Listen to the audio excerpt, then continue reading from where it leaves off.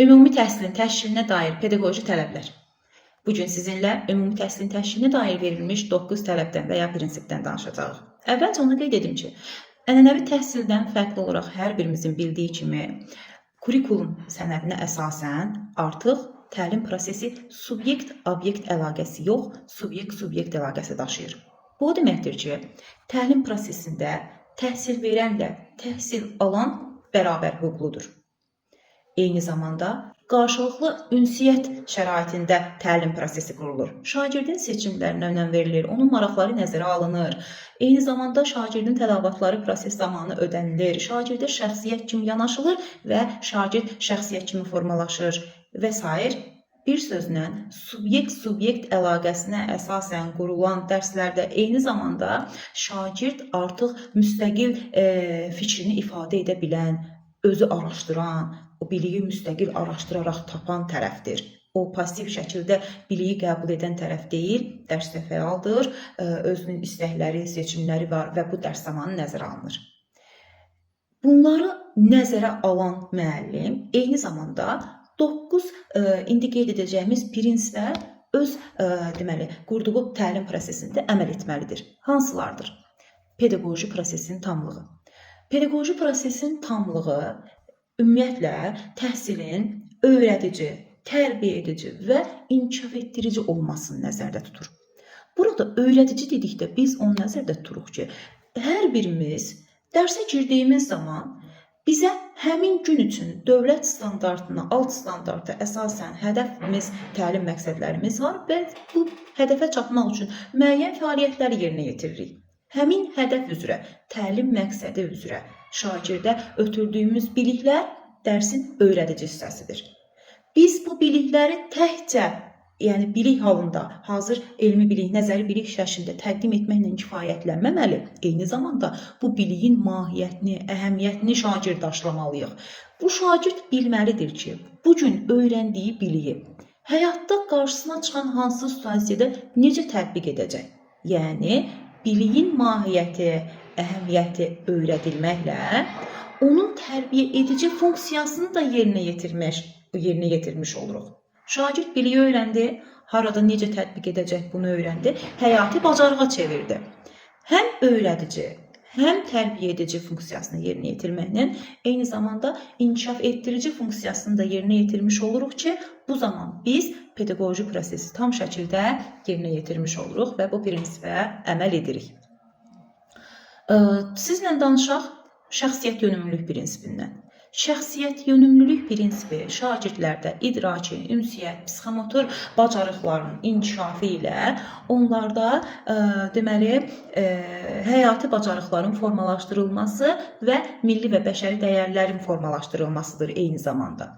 Biz bunu nəzərdə tuturuq ki, baxın, məsələn, psixomotor bacarıqlar, tutaq ki, uşağın rəqs bacarığı, hər hansı bir idman sahəsində bacarıqları var və yaxud da ki, uşaq jest və mimika ilə gözəl şeir demək bacarığına sahibdir. Bu bacarıqları inkişaf etdirməklə və ya ünsiyyət bacarığını inkişaf etdirməklə və ya idraki bacarıqlarını inkişaf etdirməklə həyati bacarıqlar şagirdə qazandırmaqla yanaşı, eyni zamanda onda o milli, bəşəri, mənəvi dəyərləri formalaşdırmaq. Yəni, biz bugün şagirdə təkcə belə yanaşmırıq ki, o tutaq ki, məktəbi bitirdikdən sonra bilikli, savadlı bir şəxs olmalıdır. Eyni zamanda onda milli dəyərlər olmalıdır, mənəvi dəyərlər olmalıdır. Məsələn, onda tolerantlıq, humanizm hissləri, mədəni müxtəlifliyə hörmət, eyni zamanda o vətənpərvərlik hisslərinə sahib olmalıdır, böyüyə hörmət, kiçiyə sevgi, qayğı göstərməyi bacarmalıdır, dövlət rəmzlərinə hörmət etməlidir, tarixi abidələrimizi qorumalıdır və s. Yəni, bu və ya bu kimi milli, mənəvi, bəşəri dəyərlər də şagirddə formalaşdırılmalıdır ki, bunu etməklə müəllim şəxsiyyət yönümlülük prinsipinə əməl edəcəkdir. Məsələn, biz dəhlizdə müşahidə edirik ki, şagirdlərdə özündən kiçik yoldaşlarına qarşı etinasız yanaşma var, məsuliyyətsiz və ya egoist yanaşma var. dərsdən 5 dəqiqə ayırırıq və şagirdlərdə böyüyə hörmət, kiçiyə qayğı hisslərini aşılamaq üçün söhbət aparırıq. Biz şəxsiyyət yönümlülük prinsipini əməl etdik və yaxud da 20 yanvar tutaq ki, hadisələrinə həsr olunmuş birinci 45 dəqiqələrdə biz şagirdlərdə 20 yanvar şəhidlərindən danışmaqla, şəhidləri yad etməklə, ümumiyyətlə vətənimizə qarşı, torpağımıza qarşı vətənpərvərlik hissləri aşılayırıq. Bu da yenə xidmət edir şəxsiyyət yönümlülük prinsipinə əməl edilməsinə. Biz sizlə hal-hazırda danışaq fəaliyyətin stimullaşdırılması və inkişaf yönümlülük prinsipindən bircə. Niyə? Çünki bəzən müəllimlər bu iki pedaqoji tələbi ayırt etməkdə çətinlik çəkir. İndi aydın şəkildə fərqləndirək ki, hansı situasiyada biz stimullaşdırmanı, hansı situasiyada isə inkişaf yönümlülük tələbini götürməliyik. Deməli, fəaliyyətin stimullaşdırılması pedaqoji tələbində əgər müəllim təlim prosesini izləyirsə, həmin proses boyu şagirdə düzgün istiqamət verirsə, zəif tərəflərini gücləndirmək üçün istiqamət verirsə və yaxud da səhvlər edibsə, həmin səhvləri aradan qaldırmaq, düzgününü yerinə yetirmək üçün rəy verir, istiqamət verirsə, bax bu fəaliyyətin stimullaşdırılması olacaqdır. Yəni fəaliyyətin stimullaşdırılması rəy əsasındadır. Şagirdin növbəti addımlar üçün həvəsləndirilməsi, ruhlandırılması, ona stimul verilməsi, dəstək olunmasıdır. Qeyd etdiyim kimi, o proses zamanı gedir. Ancaq inkişaf yönümlülükdə prosesin sonu nəzərdə tutulur. Yəni mən, tutaq ki, ümumiləşdirici təkrar dərsində şagirdləri keçdiyi mövzu üzərindən sual-cavab edirəm. Baxıram ki, bu analiz edirəm ki, mənim tutaq ki, sinifimdəki filan şagirdlər və yaxud da sinifim ümumilikdə bu dərsdən hər hansı bir hissəsində çətinlik çəkir. Mən buna uyğun bir tədbir görməliyəm ki, şagirdlərim inkişaf etsin, düzdürmü? Əgər mən buna uyğun bir tədbir görməsəm, burada öyrənmə boşluğu yaranacaqdır. Öyrənmə boşluğu yaranan yerdə isə artıq irəliyə doğru hədəflərin yerinə yetirilməsi, inkişaf edilməsində problem yaranacaqdır. Həmin o öyrənmə boşluğunun yaranmaması üçün təhlil edirəm prosesin sonunda, analiz edirəm. Buna uyğun olaraq, tutaq ki, mən sabahların yeni mövzu keçəcəkdimsə, artıq planımda dəyişiklik edirəm. Yeni mövzunu saxlayıram növbəti dərsə, sabahki dərsi ayırıram bugünkü dərsin möhkəmləndirilməsinə. Və yaxud da bir şagirdimdə bu mövzuda əksiklik hiss edirəmsə, fərdi inkişaf planı hazırlayıram həmin şagird üçün. Bu da aid olacaqdır inkişaf yönümlülük prinsipinə. Bir sözlə, inkişaf yönümlülük prinsipində də istiqamət vermək var, rəy vermək var. Ancaq təhlildən sonra inkişafın sonu üçün nəzərdə tutulub. Mən həmin təlim prosesi boyu izləyirəm, bir tədbir görürəmsə anında, bu fəaliyyətin stimullaşdırılmasıdır. Yox, əgər mən izlədikdən sonra nəticə həmin məhsula baxaraq, bu məhsulu, məsələn, summativ qiymətləndirmə keçirirəm, baxıram birinci bölmə ərzində mənim nəticəm nə oldu, hansı şagirdim və ya ümumilikdə şagirdlərim hansı səviyyədə bu bölmədə keçirilənləri mənimsədilər, mənimsəməyiblər qismən və s. Yəni, onu təhlil etdikdən sonra qərara gəlirəm ki, mən bu dərsi yenidən üzərində dayanmalı, möhkəmləndirilməliyəm. Neynirəm? Planında dəyişiklik edirəm. Bir tədbir görürəm və yaxud da başqa. Bax, bu olacaqdır inkişaf yönümlülük prinsipi. Sonda bir daha qeyd edirəm. Diqqətli olmalı olduğumuz məqam budur ki, əgər proses boyu hər hansı bir tədbir görürüksə, rəy veririksə, bu fəaliyyətin stimullaşdırılmasıdır. Prosesin sonunda nəticəni təhlil edərək biz rəy veririksə, tədbir görürüksə, planımızda dəyişiklik ediriksə, fərdi plan hazırlayırıqsa, bu inkişaf yönümlülük prinsipini əməl etdiyimizi göstərəcəkdir. Daha sonra şagird yönümlülük pedaqoji tələbi. Şagird yönümlülük pedaqoji tələbində biz artıq, yəni kurikulumun prinsiplərində şagird yönümlülükdə şagirdin meyil maraqları, potensial imkanları, tələbatları və s. nəzərdə tuturduq. Artıq biz ümumi pedaqoji tələblərdən danışdıqda şagird yönümlülükdə qeyd edəcəyik ki, deməli, şagirdin ümumiyyətlə təhsil alanların mənafeyinin müdafiəsinə, təhsil tələbatlarının ödənilməsinə, istedadlarının reallaşmasına və şəxsiyyətlərinin inkişafına yönəlmişdir. Gəlin bunu biz tam şəkildə və sadə belə anlayaq. Bugün biz şagirdə şəxsiyyət kimi yanaşırıq, düzdürmü? Məqsədimiz də elə şəxsiyyəti yetişdirməkdir. Şəxsiyyəti yetişdirmək üçün biz onda bu gün, yəni təkcə bilik və bacarıqlar ötürməklə kifayətlənməməli, həmçinin də onda belə deyim də o şəxsiyyət kimi yetişməsi, cəmiyyətdə özünə layiqli yer tapa bilməsi üçün onda məsələn 21-ci əsr bacarıqlarını da formalaşdırmalıyıq ki, bu gün axı şagirdin tələbatını ödəyiriksə, onda kommunikasiya bacarığı olmalıdır, kooperasiya bacarığı olmalıdır, müstəqil öyrənmə bacarığı olmalıdır və s. Biz bu bacarıqları şagirddə eyni zamanda formalaşdırırıq. Şagirddən şəxsiyyət görmək istəyirik, şəxsiyyət almaq istəyirik, şəxsiyyət kimi formalaşdırmaq istəyiriksə əgər, olacaqdır şagird yönümlülük prinsipi. Yəni, bu şəxsiyyət məsələsi bizi çaşdırmasın situasiyalarda. Əgər müəllim şəxsiyyət yetişdirir, qeyd ediriksə, bu olacaqdır şəxsiyyət yönümlülük yox, şagird yönümlülük prinsipi. Daha sonra bərabər imkanların yaradılması, inklüzivlik prinsipindən də danışaq. Bərabər imkanların yaradılması. Gəlin tərifə diqqətlə fikir verək. Deməli, müəssisənin təhsil infrastrukturuna uyğun olaraq təhsil alanlar üçün eyni təlim şəraitinin təmin edilməsi. Təhsil prosesinin şagirdlərin meyl, maraq, potensial imkanları nəzərə alaraq alınmaqla və yaxud da tənzimlənməsi bərabər imkanların yaradılmasıdır. Burada bərabər imkanların yaradılması dedikdə onu nəzərdə tuturuq ki, bizim sinifimizdə 20 şagird varsa, elə bir proses quracağıq ki, 20-si üçün də faydalı olsun, 20-si üçün də səmərəli olsun, 20-si üçün də əlçatan olsun. Məsələn, qeyd edirik ki, təhsil infrastrukturuna uyğun olaraq bərabər imkan. Nəyi nəzərdə tutur? Məsələn, bugün biz idman dərsində tutaq ki, idman alətlərindən istifadə edərək dərsimizi quracağıq. Məsələn, tutaq ki, topdan istifadə və ya turnikdən dartınma. Bu turnikdən dartınarkən və ya topdan istifadə edərək hər hansı bir oyun oynayarkən 20 şagirddən 15-i topdan istifadə edə bilir və ya turnikdən istifadə edə bilir. 5-ini isə mən o şəraiti yaratmıram.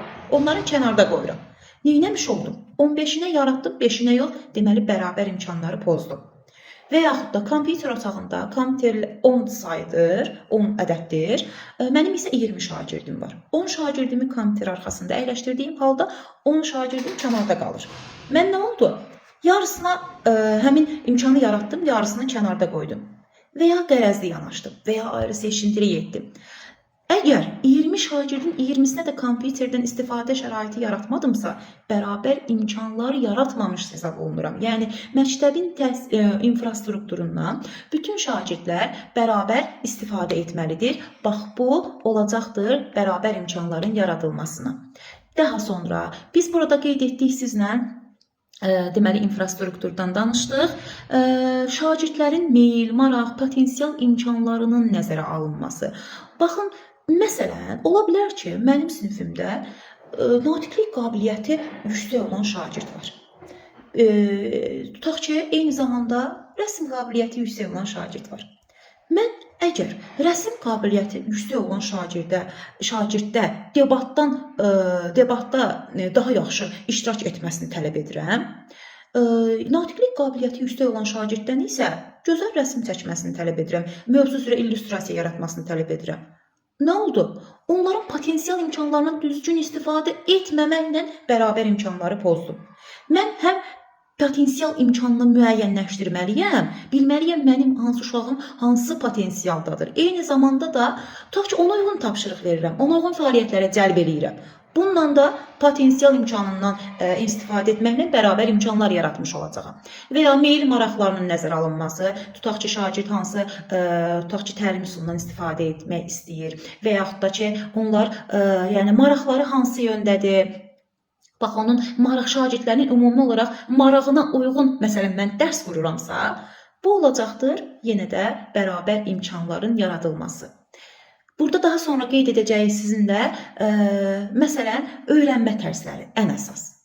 Biz bilirik, sinifimizdə 20 şagird varsa, müxtəlif öyrənmə tərzlərinə sahib ola bilər hər biri, bir neçəsi. Tutaq ki, mənim sinifimdə audial, kinestetik və vizual şagirdlərim var. Mən onlara dərsi yalnız mühasirə halında izah edəcəyəmsə, audiallar onu anlayacaq, başa düşəcək, mənimsəyəcək. Ancaq kinestetik və vizuallar üçün səmərəli olmayacaqdır, bərabər imkanlar yaratmış olmayacaqam.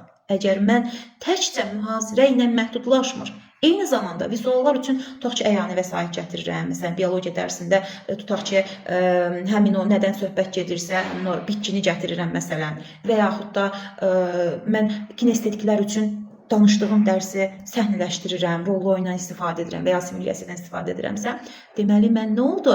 Öyrənmə tərzlərinin hər birini nəzərə almaqla prosesi qurduğuma, idarə etdiyimə görə bərabər imkanlar yaratdım şagirdlərin hər biri üçün. Xülasə, bərabər imkanların yaradılmasında şagirdlərin meyil, maraq, potensial imkanları nəzərə alınmalıdır. Öyrənmə tərzləri nəzərə alınmalıdır. Şagirdlər üçün məktəb infrastrukturundan istifadə hər biri üçün əlçatan olmalıdır. Yəni, birinə mən icazə verirəm, birinə vermirəm, birinə əyləşdirirəm, birinə əyləşdirmirəm. Bu, bərabər imkanların pozulmasıdır. Bərabər imkanlar dedikdə, bunu bir daha aydınlaşdıraq. 20 şagirdin 20'si də eyni deyil. Hərəsi müxtəlifdir. Onları nəzərə alaraq bərabərləşdirirəm. Yəni, hər kəsi öz səviyyəsinə uyğun. Yəni, bir sözlə hər bir şagirdə uyğun fərdi yanaşmanı, diferensial yanaşmanı tətbiq edirəmsə, bərabər imkanlar pedaqoji tələbinə əməl edirəm. İnklüzivlik şagirdlərdə fiziki, psixi və intellektual səviyyələrinin nəzərə alınaraq, yəni bu fərqliliklərin nəzərə alınaraq qurulduğu dərs inklüzivliyin təmin olunduğu dərsdir. İnklüzivlik pedaqoji tələbinə riayət olunan dərsdir. Baxın, məsələn, burada biz qeyd edirik fiziki fərqliliklər. Nə ola bilər? Şagirdlərimizdə tutaq ki, gəzə bilməyən, görə bilməyən, eşidə bilməyən şagirdimiz ola bilər. Psixi pozğuntuları olan şagirdimiz sinifimizdə ola bilər. Və yaxud da ki, intellektual fərqliliklər dedikdə sinifimizdə zəif şagirdimiz, orta səviyyəli, güclü şagirdlərimiz var. Bax, bunlar intellektual fərqliliklərdir. Bir sözlə istər psixi, istər fiziki, istərsə də intellektual fərqliliklərin nəzərə alınaraq qurulduğu dərs inklüzivlik pedaqoji tələbinə əməl olunan dərsdir. Məsələn, burada fiziki tutaq ki, hər hansı bir şagirddə fərqliliklər varsa, mənim sinifimdə tutaq ki, eşitmə qüsuru olan şagird var. Mən yalnız mühazir halında yenə danışıramsa, o uşağı fiziki qüsurunu nəzərə almıramsa, yəni ona elə birim ki, eyni zamanda ona yazılı şəkildə təqdim edirəm və yaxud da ki, lövhədə yazıram danışarkən. Bax, bu eşitmə qüsuru olan şagird üçün faydalı olacaqdır. Deməli, danışdıqlarımın yazılı şəkildə mətnini təqdim edirəm, lövhədə yazıram. Nə oldu? Mən həmin şagirdin fiziki cəhətdən fərqliyini nəzərə aldım. Və yaxud da ki, burada intellektual fərqlər dedikdə, məsələn, şagirdlərim zəifdir, orta səviyyəlidir, güclü şagirdlərim var ki, bunu biz hər sinifdə müşahidə edə bilərik. Onların hər birinə uyğun şəkildə tapşırıqlar verirəm. Məsələn, biz summativ vərəqlərində səviyyələrin hər birini nəzərə alırıq. Hər bir səviyyəyə uyğun onlara tapşırıqlar müəyyənləşdiririk, təqdim edirik. Onların intellektual fərqliliklərinin nəzərə alınması, yəni inklüzivliyin nəzərə alınmasıdır. Və yaxud da dərsin sonunda tapşırıq verərkən bunu güclü şagirdlər üçün çətin, zəif şagirdlər üçün asan səviyyəli və s. verdikdə biz yenə də intellektual fərqlilikləri nəzərə almış və inklüzivliyi təmin etmiş oluruq. Sağlamlıq imkanları məhdud şagirdlərimdən mənim əgər sinifimdə tutaq ki, görmə qüsuru olan şagirdim varsa, Braille əlifbasından istifadə edirəm. Və yaxud da ki, gəzmə problemi olan, tutaq ki, yeriməkdə çətinlik çəkən şagirdim üçün mən partaları elə şəkildə qururam ki, o sinifdə rahat şəkildə hərəkət edə bilsin. Bu zamanda mən inklüzivliyi nəzərə almış oluram. Bax, bu olacaqdır, deməli, şagirdlərin fiziki, psixi və intellektual fərqliliklərinin, sağlamlıq imkanlarının nəzərə alınması ilə deməli, inklüzivlik prinsipinə əməl edilməsi. Dəstəkləyici mühitin yaradılması. Gəlin tərifə diqqətlə fikir verək. Dəstəkləyici mühitin yaradılmasında təhsilin keyfiyyət göstəricilərinin yaxşılaşdırılması üçün zəruri infrastrukturun, sağlam mənəvi psixoloji mühitin və yaradıcı təhlükəsiz təhsil şəraitinin təmin edilməsi nəzərdə tutulur. Zəruri infrastruktur. Məsələn, mən bugün, yəni ümumiyyətlə dəstəkləyici mühit, mən bu qurduğum prosesi əlavə olaraq dəstəkləyirəm ki, o proses daha səmərəli olsun, daha effektiv olsun, daha yararlı, faydalı olsun. Necə dəstəkləyirəm? Baxın, bu o dirəklər kimi fikirləşsək, evin dirəkləri kimi, düzdürmü? Sütunlar kimi və yaxud da necə dəstəkləyirəm? O burada sağlam mənəvi psixoloji mühit yaradırım. Bir dəstək verdim. İnfrastrukturla dəstəkləyirəm. Bir tərəfdən təhlükəsiz mühit yaratmaqla dəstəkləyirəm ki, bu proses mükəmməl olsun, effektiv olsun, həm şagird üçün təlim məqsədinə çatmaqda, həmçinin də işini düzgün qurmaqda müəllim üçün. Burada infrastruktur. Tutaq ki, mən dərsə girən zaman, yəni planla daxil oluram. Yəni planı da dəstəkləyici mühitə aid etmək olar. Və yaxud da ki, riyaziyyat dərsində əlavə, tutaq ki, pərcar gətirirəm, böyük sirkul gətirirəm və s. Coğrafiya dərsində xəritələrdən istifadə edirəm, biologiya dərsində skelet gətirirəm. Bax, bunlar infrastrukturdan istifadə etməklə prosesə dəstək verilməsidir, dəstəkləyici mühitin yaradılmasına xidmət etməsidir. Sağlam mənəvi psixoloji mühit dedikdə nəzərdə tuturuq ki, sinifdə ümumiyyətlə o sağlam mənəvi psixoloji mühit, bullyingin olmadığı, şagirdlərin bir-birinə qarşı qərəzli yanaşmadığı, digər yoldaşlarını qısnamadığı, biri digərindən küsüb qərəzli yanaşır, bu mühitin, bu rəftarın olmadığı, şagirdin sıxılmadığı, özünü narahat hiss etmədiyi, səhv etməkdən qorxmadığı, şagirdlərin onu ələ salmaqdan çəkinmədiyi, geyimindən, danışığından və s. Yəni özünü narahat hiss etmədiyi mühit sağlam mənəvi psixoloji mühitin yaradılmış olduğu mühitdir və bunu yaradan müəllim mühiti, o təlim mühitini dəstəkləmiş hesab olunacaqdır, dəstəkləyici mühitin yaradılmasına əməl etmiş olacaqdır. Yaradıcı və təhlükəsiz təhsil şəraitinin təmin edilməsi dedikdə isə şagirdlərin təhlükəsiz şəraitdə, yaradıcı şəkildə. Məsələn, mən öz kreativliyimdən, öz yaradıcılığımdan istifadə edirəm. Əlavə olaraq, bugün məsələn, mən dərsdə, öz dərsimi qurarkən kreativ yanaşmamdan asılı olaraq əlavə vəsaitlərdən istifadə edirəm. Öz kreativliyimi daxil edirəm. Eyni zamanda təhlükəsiz mühit yaradıram. Tutaq ki, mən uşağa gəzintiyə aparmışamsa, burada təhlükəsizlik qaydalarına riayət edirəm. Laboratoriya aparmışamsa, uşaq tutaq ki, burada əlcəkdən istifadə edir, hər hansı bir qoruyucu vasitədən istifadə edir. Yəni, bir sözlə uşağın özünü təhlükəsiz mühitdə hiss etməsi, yaradıcı mühitdə hiss etməsi əsasdır və bunu bir müəllim olaraq, təhsil verən olaraq biz təmin etməliyik. Bununla da dəstəkləyici mühiti yaratmış hesab olunuruq. Xülasə, əgər müəllim sinifdə sağlam, mənəvi psixoloji mühit yaradırsa, bununla bağlı nə görəcəksiniz? Situasiyada dəstəkləyici mühit olacaqdır. Əlavə infrastrukturdan istifadə edir. Əlavə tutaq ki, öz ixtisasından asılı olaraq nələrsə gətirir, nələrlənsə o prosesi dəstəkləyir ki, daha səmərəli olsun, daha effektiv olsun, şagird üçün daha anlaşıqlı olsun, daha aydın olsun və s. dəstəkləyici mühitin yaradılmasıdır. Yaradıcı mühit, təhlükəsiz mühit yenə də şagirdin özünü təhlükəsiz şəraitdə hiss etdiyi, onun üçün hər hansı bir tutaq ki, yanma, yıxılma, zədələnmə və s. hallarının olmadığı mühit yenə də dəstəkləyici mühitin qorunduğu deyək ki, mühitdir və bununla da müəllim bunlara riayət etməklə dəstəkləyici mühitin yaradılması pedaqoji tələbinə riayət edəcəkdir və ən sonda məktəb valideyn əlaqələri.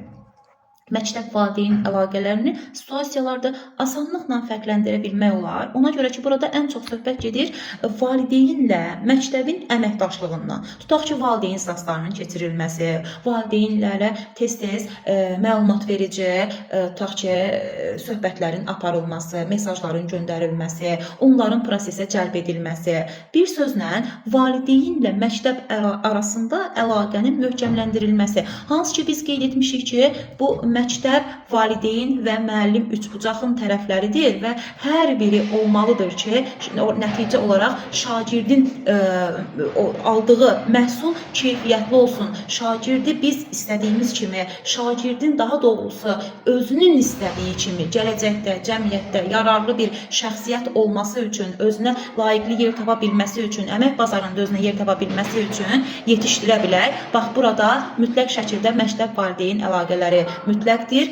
Təhsil müəssisəsinin idarə olunmasında, təlim-tərbiyə prosesinin təşkili ilə bağlı problemlərin aradan qaldırılmasında, müəssisənin inkişaf perspektivlərinin müəyyənləşdirilməsində valideynlərin rolunu biz təmin edirik. İclaslara dəvət edirik. Hər hansı bir qərar qəbul edərkən, tutaq ki, məktəbdə yeni bina tikiləcəkdir, valideyn komitəsini dəvət edib fikirlərini alırıq və ya hər hansı bir fikir zamanı valideyn, tutaq ki, şagirdlərin nailiyyətləri ilə bağlı valideyn iclası çağırırıq, onlarla birlikdə müzakirə aparırıq. Bir sözlə, valideynlərin prosesə cəlb olunması ilə bağlı situasiyalarda biz məktəb valideyn əlaqələrinə əməl olunması pedaqoji tələbini götürə bilərik.